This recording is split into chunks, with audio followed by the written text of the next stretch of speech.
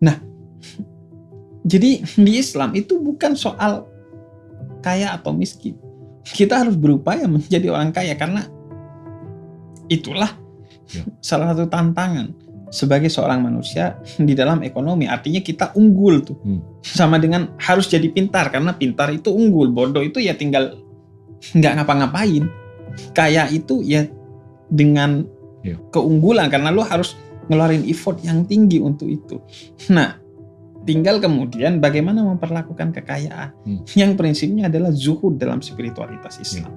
Meletakkan harta itu di tangan, tidak sampai masuk ke pikiran, apalagi mempengaruhi hati kita. Karenanya Syekhul Akbar, sufi terbesar dalam sejarah Islam, Ibn Arabi, itu bercerita tentang gurunya yang kaya, tapi kekayaannya nggak pernah mempengaruhi spiritualitasnya.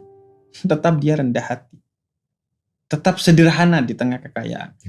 Dan sederhana itu kosakatanya orang kaya. Kalau miskin itu sudah pasti sederhana gitu. Nah, dan dia menceritakan tentang seorang lain yang miskin tapi dia tidak zuhud karena pikiran dan hatinya selalu terpaut kepada kalau kaya tuh enak ya dan begitu. Nah, banyak orang yang miskin tapi juga miskin di akhirat karena selalu kepikiran kepada orang kaya. Dan ingat, Nabi katakan kadal fakru an yakuna kufra. Kefakiran itu bisa jadi jalan kepada kekafiran. Karena miskin kemudian mikir gimana mencuri dan lain sebagainya.